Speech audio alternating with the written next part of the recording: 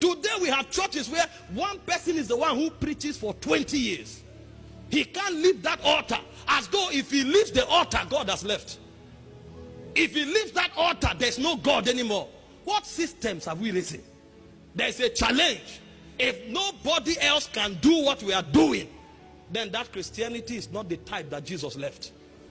We must be able to raise people who are able to manifest God. This is where men will truly be free. You know, there are two ways of assessing liberty.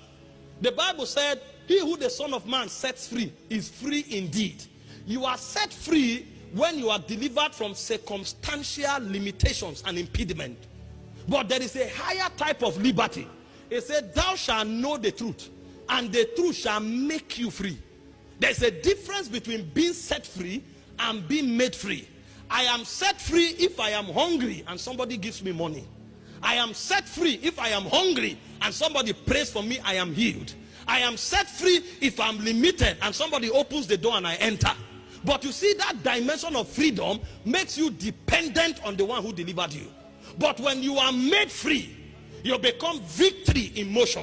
When you are made free, you become an answer in motion. So God is not just out to set us free. He's also out to make us free. You need external power to be set free, but you need knowledge to be made free.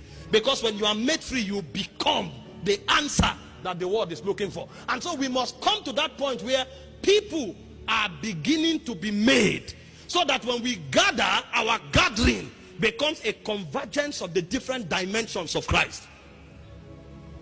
This is the burden in the heart of God. This is the central emphasis of Christianity. And this is why the Jesus Project was instituted in the Godhead. You know, God was invincible. God was unreachable.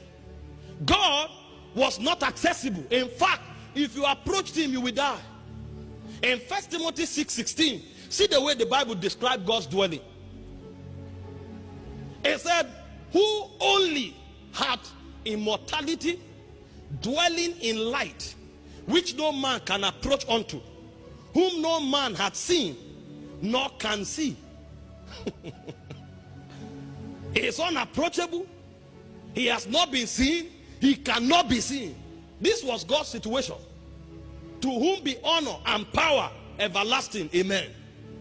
But this was not his desire. He wants to be seen. He wants to be approached. He wants to be interacted with. And so God decided to embark on a project of making himself tangible, seeable, and touchable. This is why the project of Jesus was initiated. Because Jesus was God in the Godhead, as unapproachable, as unseeable, as untouchable. But God decided to convert himself into touchable, seeable, and approachable reality. So John 1 and John 1 verse 14 reveals to us the project that God embarked upon. In the beginning was the Word. The Word was with God, and the Word was God. The same was in the beginning with God. All things were made by him. Without him was nothing made that was made. So this is who he is. But in verse 14, he said, this God that created all things became flesh and dwelt amongst us. So what he did was that he made the unapproachable God approachable, the intangible God tangible, the invincible God visible. He made the inaccessible God accessible, so that when you touch him, you touch the fullness of God. This was the project God embarked on.